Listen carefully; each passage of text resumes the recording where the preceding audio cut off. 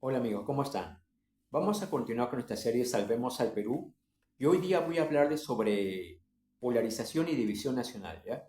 Miren, en toda sociedad humana es normal que existan diferentes puntos de vista, diferentes formas de pensar, diferentes ideas, ¿no? Lo anormal sería que todos piensen igual, eso sería anormal. Lo normal es que haya diversidad de ideas, de puntos de vista, de formas de pensar, ¿no? Y en un estado democrático como el nuestro, existe libertad de conciencia, libertad de expresión y libertad de culto, ¿no? Entonces, hay muchas libertades en un Estado democrático. El problema es cuando surgen grupos extremos, lo voy a llamar los ultras.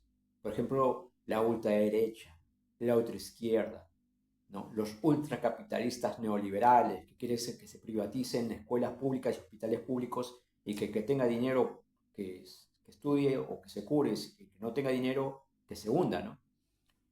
Y también aparecen los ultracomunistas, ¿no? ¿No? Entonces, que quiere que todo sea del Estado, ¿no?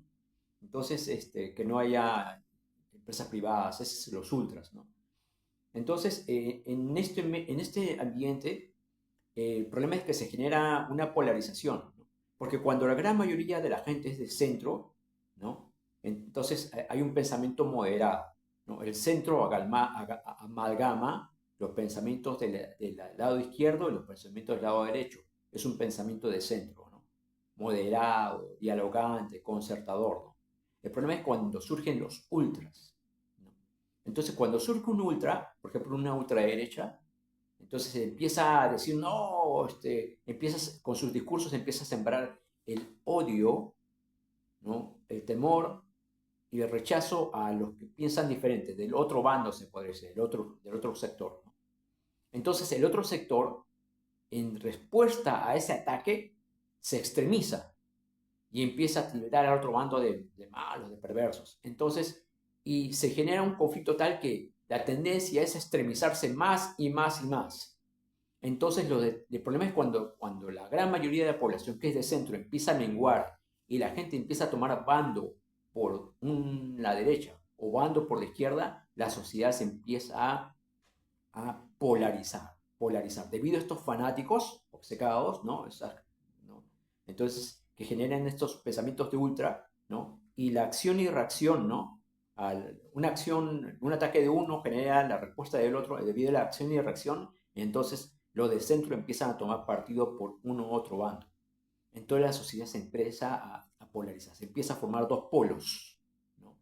Entonces empiezan a formar ya los extremistas, logran capitalizar esa división que han sembrado, esa conflictividad que han sembrado, ¿no? Y empiezan a jalar, ¿no? Gente para sus bandos, ¿no? Entonces ese radicalismo ha generado una división, una polarización y tienen al final pensamientos totalitarios. Si tú no piensas como yo, tú debes irte o del país o debes morir, ¿no? Entonces, solamente quieren que solamente su pensamiento sea el único. Ese es un pensamiento totalitario, que abarque la totalidad y que no haya lugar para nadie que piense diferente. Entonces, ¿qué pasa? De que estos grupos, en función de qué, ahora lo voy a explicar bien. Miren, estos dos bandos al final pueden llevar a una guerra civil y eso lo voy a explicar bien. Por ejemplo, si estuviésemos en un gobierno de una ultraderecha, ¿no? Entonces, y genera una situación de violencia, ¿no? Represión, no sé qué, lo que pase, entonces surge, en respuesta a esa acción violenta, surge un movimiento subversivo. En este caso, como el gobierno de derecha, el movimiento subversivo sería de izquierda. Y entonces, al generarse este movimiento subversivo de izquierda, no solamente el gobierno de derecha ejerce una acción represiva, sino que surgen movimientos paramilitares de la derecha para combatir también a la izquierda. Y ahí se genera un tipo de guerra civil, ¿no? Ahora, si es algo similar, ¿no? Ha pasado, por ejemplo, en Chile, ¿no? En la época de la dictadura de Pinochet, ¿no? Que moría, la gente era asesinada, ¿no? No se sabía si era por eran militares o paramilitares, ¿no? De ultraderecha para asesinar a sus compatriotas, pero que eran de izquierda. Y asesinaban de todo, ¿eh? asesinaban sindicalistas, ¿no? Campesinos, todos los que protesten, a que los mataban, ¿no? Ahora, si el gobierno fuese de una ultraizquierda, ¿no? Tipo el caso de Venezuela en época de Chávez y Maduro, ¿no? Entonces, si fuese un gobierno de ultraizquierda, entonces surgen movimientos subversivos, pero ahí sí son movimientos subversivos de derecha. Y eso está demostrado, ¿no? Que asesinaban policías y los quemaban vivos, ¿no? Asesinaban a los que estaban en favor del gobierno. Y en respuesta surgían movimientos paramilitares de izquierda para matar a los subversivos de derecha. Entonces, se dan cuenta, esa es una guerra civil, ¿no? Entonces, en función de quién gobierne, se puede ver quiénes son subversivos y quiénes son paramilitares. Entonces, pueden haber subversivos de ultraizquierda, como pueden haber subversivos de ultraderecha. Y pueden haber movimientos paramilitares de ultraizquierda y puede haber movimientos paramilitares de ultraderecha. En función de quién gobierne, con un gobierno radical, ¿no? Represivo, violento, ¿no? En función de quién gobierne, qué ultra gobierna, si gobierna la ultraizquierda o la ultraderecha, ¿no? Si gobiernan los ultraconservadores o los ultraliberales, ¿no? O si gobiernan los ultracapitalistas o si gobiernan los ultracomunistas. En función de eso se generan las guerras civiles, ¿ya? Sigamos, ¿ya? Entonces, para que veas, ¿no? Entonces, por eso, entonces, el problema comienza con la ideologización. Cuando surge una ideología, ¿no? Entonces se empieza a adoctrinar a la gente con esa ideología, ¿ya? Y la tendencia de las ideologías políticas es que forman fanáticos de esas ideologías, ¿no? Es como una religión política. Vean mi capítulo que hablo de la religión política, ¿no? Las religiones políticas. Acá en esta serie hablo de las religiones políticas, ¿ya? Vean ese capítulo, ¿ya? Entonces, la ideologización tiende a dogmatización en una corriente política, sea de izquierda o derecha, forma fanáticos, sea de izquierda o de derecha, ¿ya? Y este fanatismo genera al final extremismos, ¿no? Extremistas tanto de derecha o extremistas tanto de izquierda, ¿no? Y esto lleva finalmente, como les expliqué, a la polarización de la sociedad, ¿ya? Entonces, y esa polarización lleva finalmente a la conflictividad social, ¿no? A la violencia política, después llega, a la violencia política se empiezan a agarrar a golpes en las calles, ¿no? Entre los dos bandos, ¿no? Y finalmente llega a la guerra civil. Cuando ya la violencia es extrema, ya toman las armas con fuerza y comienza la guerra civil, a matarse unos a otros. Les doy algunos ejemplos, ¿no? El Euromaidán en Ucrania, ¿no? El Euromaidán en Ucrania, ¿no? ¿Saben a qué me refiero, no? Ahí había una guerra civil dentro de Ucrania, ¿no? Antes de la guerra que están ahorita, ¿ya? Había una guerra civil, se estaban matando los que eran pro-rusos o pro-Unión Europea. Miren, un mismo pueblo se empezó a matar entre ellos, ¿no? Y no solamente hubo una bronca entre pro-rusos y pro-Unión Europea, sino después hubo una guerra civil entre los de etnia rusa y los de etnia ucraniana. Entonces, ¿se dan cuenta? O sea, fueron como dos guerras civiles mezcladas que llevaron a ese país a la conflictividad y terminó en una guerra. Por ejemplo, la guerra civil española, ¿no? Habían derrocado la monarquía y habían formado una república en el siglo XX, ¿no? No me equivoco, antes de la Segunda Guerra Mundial, ¿ya? Y la república tenía rasgos socialistas. Era la república democrática, pero tenía rasgos socialistas, ¿ya? No era un gobierno socialista propiamente, pero era una democracia, pero con rasgos socialistas. ¿Y qué pasó? Hubo un levantamiento militar con Franco, y ellos eran monárquicos, conservadores y muy religiosos, ¿ya? Ellos acabaron con la república y comenzó la dictadura de Franco, ¿no? Entonces, pero eso para que Franco hizo una guerra contra el Parlamento. El Parlamento era republicano y Franco era el ejército, pero era un ejército monárquico. Y hubo una guerra civil. Entre españoles se mataban, ¿no? Entonces, mira cómo la polarización lleva finalmente a que se maten entre hermanos. Qué terrible, ¿no? Por ejemplo, en Chile, en época de Allende, ¿no? Su radicalismo de Allende generó una trifulca, una división social, tal como les he explicado, ¿eh? Allende era radical y generó finalmente una guerra civil interna hasta que finalmente Pinochet tuvo que darle el golpe de Estado y fue reemplazado un gobierno demócrata, republicano, pero socialista, fue reemplazado por una dictadura militar uh, muy conservadora. Entonces, ven cómo las guerras civiles terminan mal, ¿no? Cuando se pudo haber evitado eso con el diálogo, eso es lo que pasa cuando gobierna un extremista, pues, ¿no? Porque si hubiese gobernado un moderado, las cosas podrían haber sido diferentes, ¿no? Pues está bien, puedes ser moderado de izquierda o moderado de derecha, pero al menos eres un moderado. Pero cuando eres un fanático radical, entonces generas esto, pues, ¿no? Generas estas situaciones, ¿no? Por ejemplo, y es terrible porque eh, primero comienza con insultos, esta cosa comienza con insultos, después vienen las agresiones y al final termina en te mato, ¿no? En matar, ¿no? Son insultos, después son agresiones físicas y al final se matan, ¿no? Terribles son estas divisiones políticas, ¿no? Esta polarización, esta división nacional, ¿no? Por ejemplo, vamos a ver dos ejemplos de dos bandos que hay actualmente en Perú. Hay muchos bandos, ¿ya? Vean mis videos, hay un momento en que hablo sobre, vean mi capítulo sobre um, uh, izquierdistas, capitalistas por vida y por familia. Vean ese capítulo, ahí hablo un poquito de esto, ¿ya? Izquierdistas, capitalistas por vida y por familia. Vean ese capítulo para que entiendan mejor, ¿no? Que hay muchos bandos, ¿ya? Pero voy a hablar hoy día de dos bandos bien interesantes, ¿no? Hay un bando que se hace llamar los patriotas, ¿no? Acá en Perú hay un bando que se hace llamar los patriotas. No, no me refiero a los santauristas, ¿no? No, no me refiero a ellos. No. Hay un bando que se ha parecido que se hacen llamar los patriotas, vinculados con un grupo que se llama los de la nueva derecha, ¿no? Pero hablemos de este bando de los patriotas, ¿ya?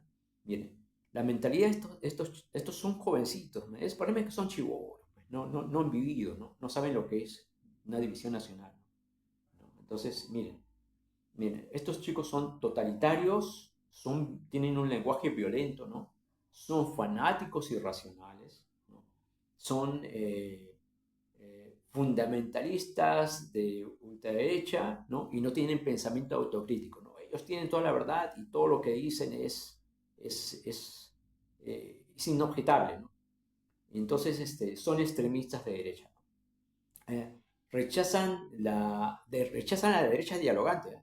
A la derecha dialogante los insultan, los llaman caviares, rojos, zurdos, terrucos. A la derecha, a la misma derecha, pero dialogante, los califican así, a los de centro derecha. Y a los de centro y a los de izquierda, peor todavía, ¿no? Les desean lo peor, ¿ya? Entonces, y estos chicos quieren gobiernos militaristas, ¿no? eh, quieren gobiernos con una libertad económica desregularizada. Hay muchas regularizaciones, ¿no? Quieren una libertad económica desregularizada en temas, principalmente en temas de derechos laborales y en temas ambientales, ¿no? Entonces, ¿qué quieren? ¿Que no haya derechos laborales? ¿Que se abuse del trabajador? ¿Qué quieren? ¿Que se contaminen los ríos, los lagos, el mar, la selva? ¿Qué es lo que quieren? ¿No? Justamente las entidades reguladoras, justamente para que no haya abusos, ¿no? Contra los trabajadores, no se contamine el medio ambiente, ¿no? Justamente ¿no? Entonces, ¿qué quieren? ¿Que no haya regularizaciones? ¿No? Miren, y estos chicos son conservadores morales, son pro vida, pro familia, ¿ya? ¿No? Persiguen a quien piensa diferente, ¿no? Y apoyan las represiones brutales, ¿ah? Miren, ¿no? Apoyan las represiones brutales, apoyan el abuso de poder y la impunidad, ¿no? Y soslayan las injusticias y soslayan la corrupción. Miren cómo están tan ideologizados que apoyan a cualquier bando que sea de derecha, no importa que sea corrupto, pero la cuestión es que sea de derecha. Si es de derecha, no importa si es corrupto, represor brutal, criminal, ¿no? Lo apoyamos porque es de derecha, ¿no? Mira, cómo la ideologización lleva a eso, ¿no? Y ahorita les voy a hablar de la izquierda, no se sientan, ahorita le vamos a dar golpe a ambos bandos, ¿ya? Le vamos a dar duro a ambos bandos, ¿ya? Entonces la conclusión es que es como una ultraderecha, estos chicos son como una ultraderecha demencial, criminal, corrupta, pero religiosa y moralista, ¿no? Eh, Entonces, inclusive a los de centro derecha y a los de centro los califican de zurdos, rojos, progres, comunistas, caviares o terrucos. Miren, inclusive a los de centro derecha.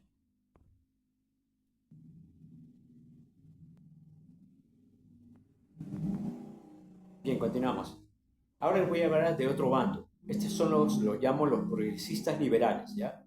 ¿No? De extremos, ¿ya? Miren, estos progresistas liberales extremos, miren, son fanáticos que se mueven por consigna, ¿ya? ¿No? Son victimistas, ¿no? Nosotros somos las víctimas, ¿no? Siempre apoyan a todo bando victimista, a todo aquel que se victimiza lo apoyan.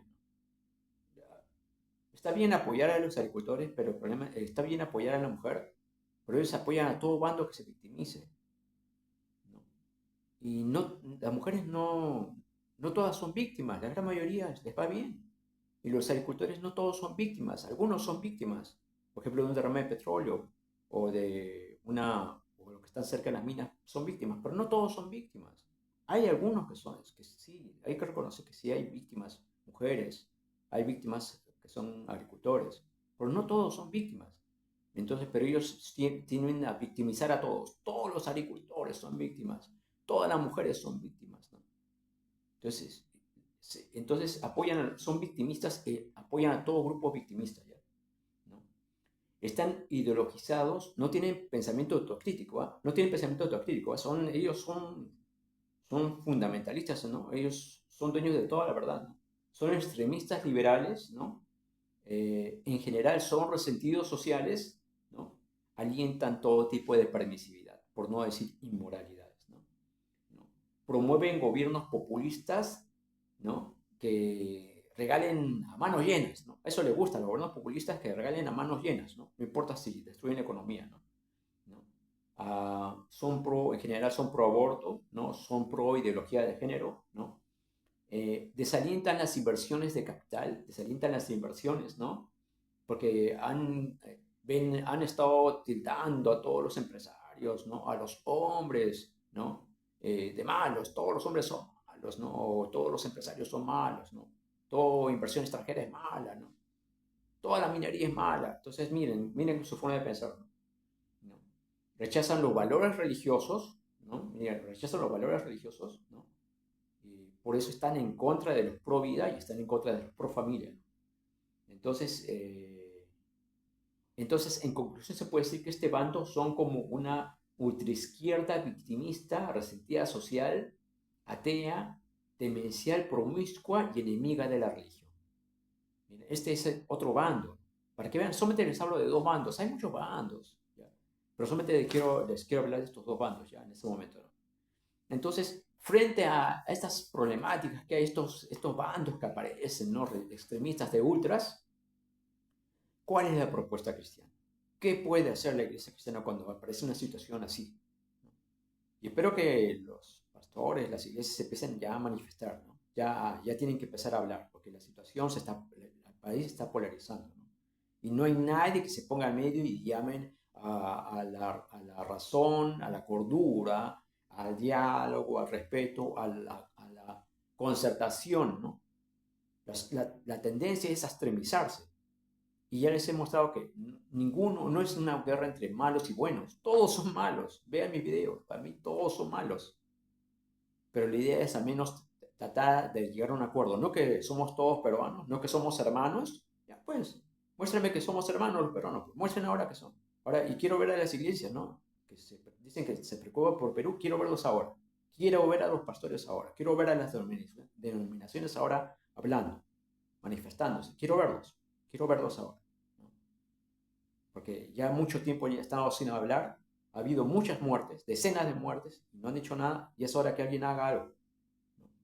Bien, justamente este video es para que aprendan, porque como la mayoría no sabe, entonces este video es para culturizarlos, para que aprendan, para que después tomen acción.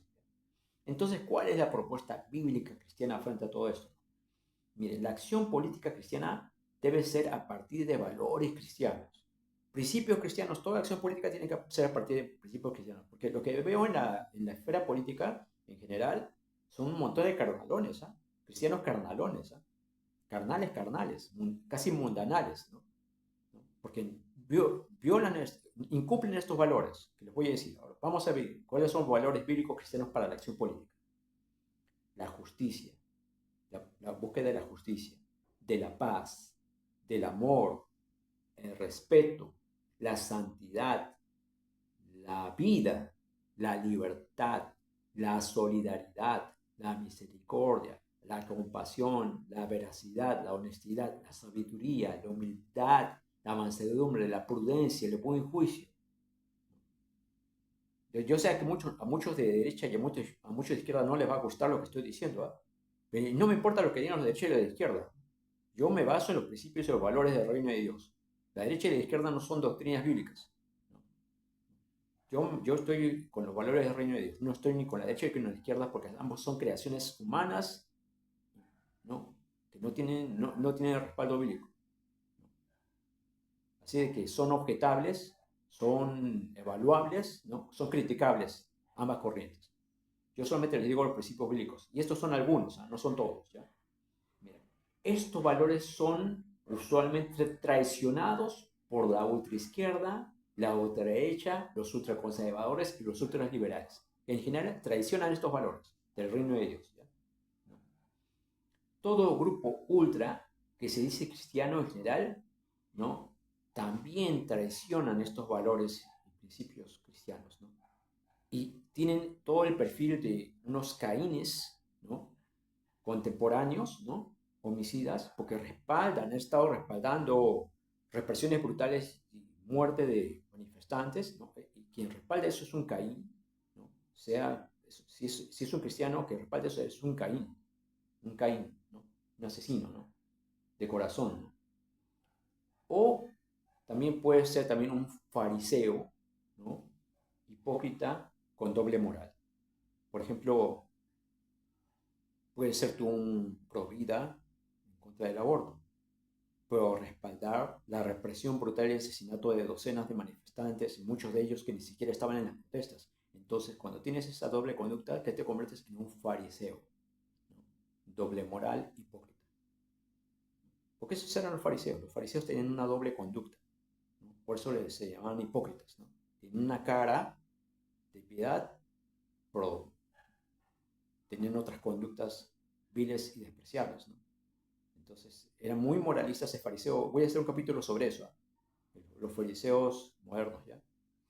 Entonces, eran muy moralistas en ciertas cosas, pero por otro lado, no tenían ningún tipo de misericordia, ¿no? Y les encantaba el billete, eso sí. A los fariseos les encanta el billete.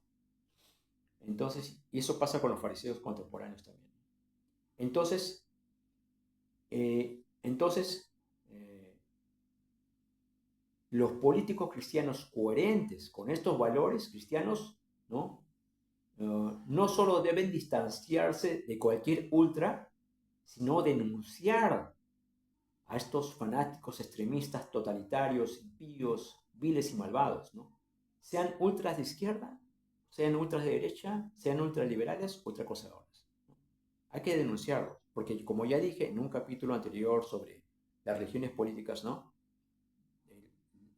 Los cristianos o la iglesia cristiana no toma partido por ningún bando, o ni por ninguna ideología, ni por ningún partido político, ¿no? Porque nosotros tenemos nuestra propia propuesta, el reino de Dios. Así que nosotros, a partir de estos valores, evaluamos, ¿no? Y juzgamos toda ideología, toda corriente política, todo partido político, toda acción política, a partir de estos valores, ¿no? Porque nosotros tenemos nuestra propia propuesta, la propuesta del reino de Dios, ¿ya? Entonces, ya para ir terminando, ¿no? Entonces, el aporte evangélico sería que si bien existen evangélicos que han caído en ambos bandos de polarización, ¿no?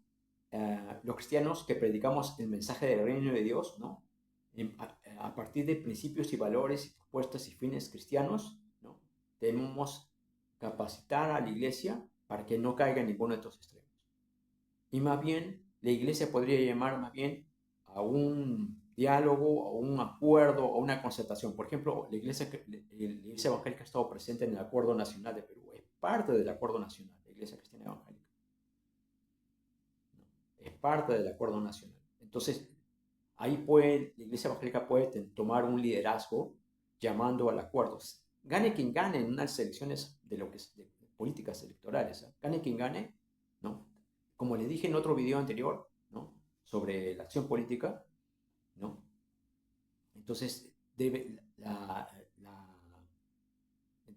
iglesia puede ya tomar una participación y llamar a una concertación, a un diálogo, a un acuerdo, a la gobernabilidad, a la paz, ¿no? Llamar, ¿no? Convocar, ¿no? Ser el gran convocante. Entonces, ¿en virtud de qué? En virtud de que la iglesia cristiana tiene, se puede decir que tiene una autoridad moral, ¿no? A diferencia de muchos políticos, la iglesia cristiana como institución tiene una autoridad moral para levantar su voz y llamar y convocar a las masas para un acuerdo, convocar a los partidos políticos para un acuerdo, para un diálogo, para una concertación, para que haya paz y no hayan polarizaciones ni divisiones nacionales. Están llegando una serie de expositores de otros países acá que son unos extremistas y están llegando, están convocando al pueblo evangélico, ni son peruanos, ni son peruanos, están llegando a Perú para dar sus conferencias y están convocando al pueblo evangélico y al pueblo conservador, ¿no? Y están sembrando la semilla del odio y la división, polarizando para su bando a los convocados, ¿no? a, su, a su audiencia. Y después esos convocados van a reproducir esa semilla del mal en sus iglesias, en sus hogares, en sus familias, ¿no?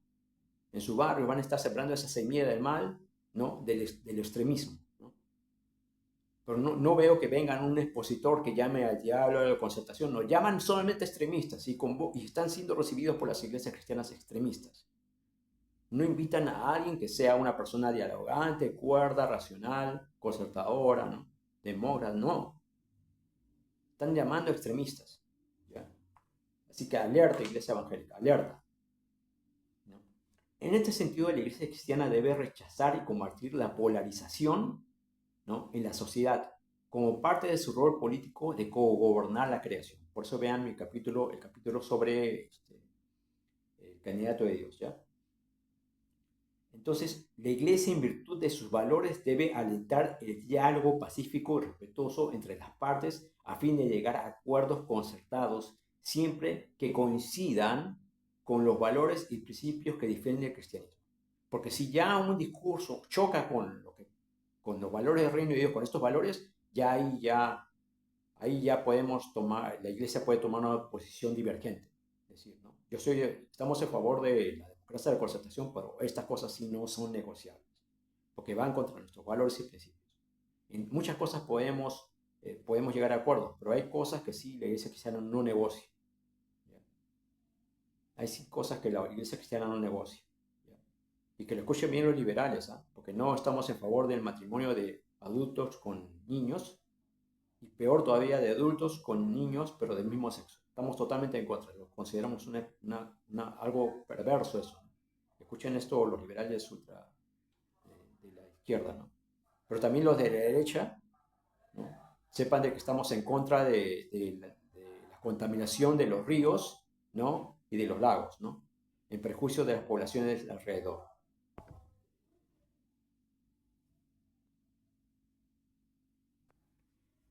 Lastimosamente siempre, de todas maneras, siempre va a haber un choque, ¿ya? Entre la democracia con la teocracia en la que los cristianos creemos, la iglesia cristiana cree. ¿Ya? Siempre va a haber un choque, ¿no? Porque la democracia es la voluntad del pueblo, pero los cristianos no son todo el pueblo. Entonces va a haber un choque entre democracia y teocracia. ¿Ya? Y hay cosas en las que no se va a poder, no, dentro de que nosotros no vamos a poder negociar. ¿No? Nosotros no vamos a poder negociar. ¿No? Entonces, lo ideal es que, y esto lo digo porque en una sociedad que mayoritariamente se considera cristiana, en democracia, ¿no? Las políticas públicas que van a respaldar van a ser políticas públicas que estén de acuerdo con los valores y principios cristianos, sean católicos o evangélicos, porque los católicos y evangélicos tenemos los mismos principios morales. ¿Ya? Pero ya cuando en una sociedad como en Europa, ya una sociedad es mayoritariamente atea, el porcentaje de cristianos católicos o protestantes evangélicos es muy pequeño, entonces ya ahí ya la decisión democrática está chocando contra los valores y principios cristianos. Entonces ya ahí hay un choque. Y la democracia ha superado a la propuesta de las iglesias, a los valores cristianos de las iglesias, y las sociedades europeas han estado aprobando una serie de leyes que para los cristianos son leyes pecaminosas, civiles, ¿no? Impías e infames, ¿no? Entonces, lastimosamente, en un Estado democrático donde la mayoría de gente tiene una confesión cristiana, esa mayoría cristiana puede asegurar de que los valores y principios cristianos sean el respaldo de las leyes. Pero en una sociedad mayoritariamente atea, con una minoría cristiana, entonces los valores cristianos no se van a poder imponer o ser respaldados. Entonces van a imponerse los valores de esa sociedad mayoritariamente atea. Y pueden ser valores sodómicos, depravados, ¿no? Y eso está sucediendo en Europa. Entonces siempre va a haber un choque entre democracia y teocracia. Entonces, como Perú todavía es una nación muy religiosa, católica y evangélica, ¿no? Entonces todavía podemos defender estos valores cristianos, ¿no? Entonces, de todo lo que he hablado, que son muchos los valores cristianos, ¿no? Las causas que debe apoyar la iglesia cristiana son muchas, ¿no? No solamente ser prohibido por familia, causas ambientales, derechos laborales, ¿no? Ecológicos, ¿no? Muchos temas, muchísimos temas podemos apoyar, ¿no? Porque están respaldados ampliamente por los valores y principios cristianos bíblicos, ¿ya? Por último, quiero leerles una parte de la Biblia. Dice, si ustedes leen Isaías, hay un, hay un mensaje que habla sobre los principios del reino de Dios, ¿ya? Entonces,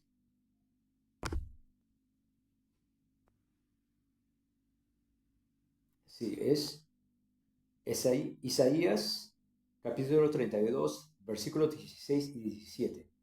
Y aquí están solamente dos de esos principios que quiero que se queden hoy día con ustedes, ¿no? Habla de que Dios va a enviar juicio sobre el pueblo de Israel en ese tiempo, pero al final habla de un gobierno futuro, ¿no? Y se refiere al gobierno del reino de Dios, el reino de los cielos. Y dice, y habitará el juicio en el desierto, y en el campo fértil morará la justicia. Y el efecto de la justicia será paz, y la labor de la justicia reposo y seguridad para siempre. Entonces, cuando acá se refiere a justicia, no se refiere a justicia soteriológica para salvación, se refiere a justicia cuando hay Estado de Derecho, cuando hay un trato justo, ¿no? Cuando cada persona recibe con justicia el fruto de su esfuerzo. A eso se refiere a justicia, cuando las leyes son justas, ¿no? Entonces, eso es justicia. Cuando hay justicia, ¿cuál es el fruto de la justicia? Paz, ¿no? Porque muchos pastores están hablando que ya hacen llamados a la paz, a la paz, a la paz, pero no promueven la justicia. Justamente esas injusticias en la sociedad han generado situaciones de conflicto, por eso no hay paz. Entonces, llamar a la paz sin llamar a la justicia es como decir, sométete, déjate explotar, déjate abusar, ¿no? Déjate matar, ¿no?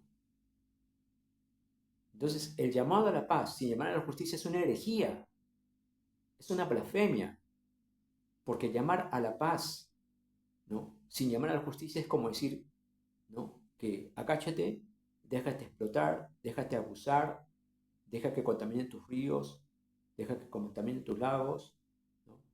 Deja que te hagan trabajar de sol a sol, ¿no? ¿No?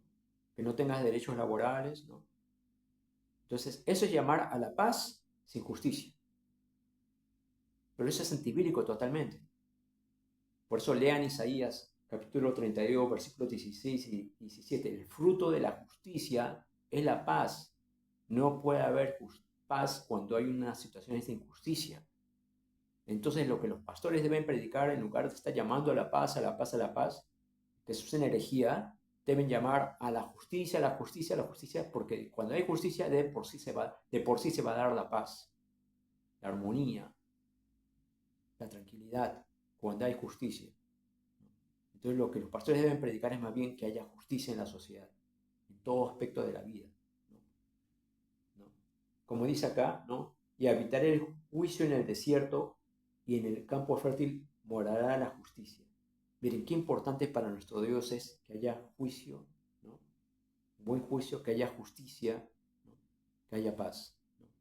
Entonces, estos son solamente dos de los listas de principios y valores cristianos en los que uno debe basarse para la acción política, ¿no? Esto les dejo, ¿no?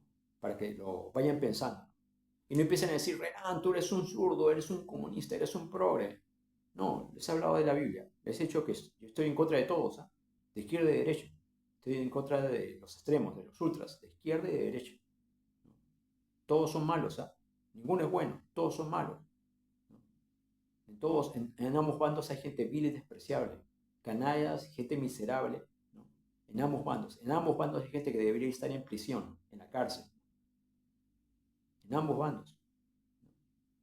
Por eso por eso mi opción es la opción, es el mensaje del reino de Dios, sus valores, sus principios, y a partir de ellos, lo ideal es llamar al diálogo, la concertación, ¿no? ¿No? La gobernabilidad, ¿no? ¿No? El respeto, ¿no? Y el acuerdo. Y eso es a partir de la Biblia, ¿no? Ahora, si no te gusta, si tú me vas a empezar, me quieres insultar porque tú eres un ultraderechista, ¿no?